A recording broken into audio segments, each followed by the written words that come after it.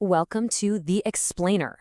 Today, we're tackling a huge question. What is that invisible force that can make a company soar or cause it to completely crash and burn? Let's get right into it.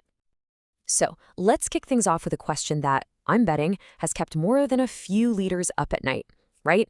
You've got this brilliant strategy, you've hired the best people, you've launched a game-changing new project, and then nothing. It just fizzles out.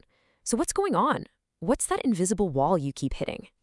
Well, after decades of research, the answer almost always comes back to the same powerful invisible force.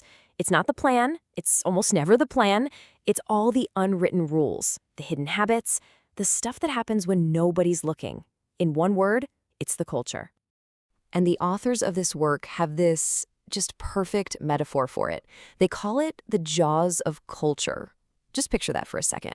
It's this hidden force that literally chews up and spits out even the best laid plans. Let's really paint a picture here. Imagine your new strategy is this hopeful swimmer, right?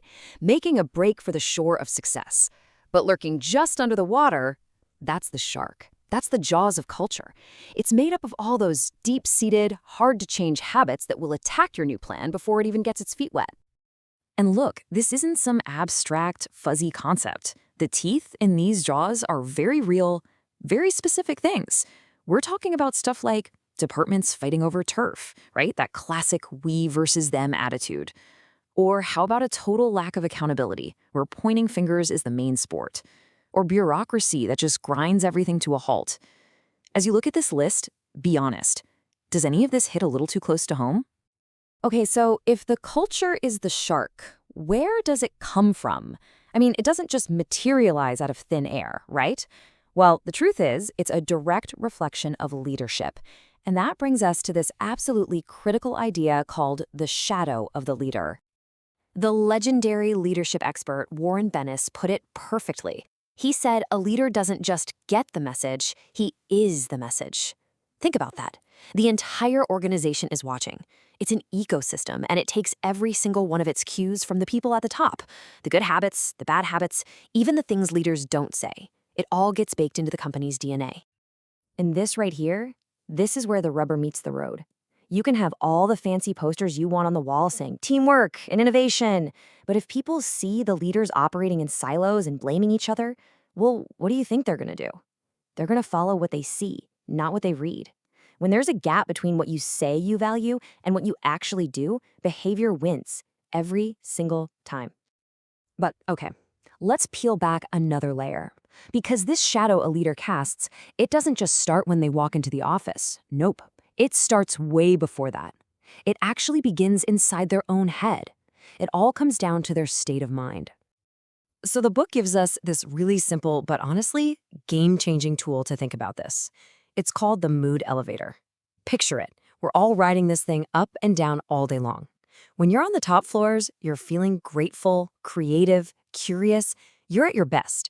But when that elevator drops to the bottom floors, suddenly you're impatient, frustrated, worried, maybe a little defensive. We all know that feeling, right? So just ask yourself, seriously, think about it for a second. Where do you do your best work? When do you have those breakthrough ideas? Is it when you're down in the basement, feeling anxious and judgmental?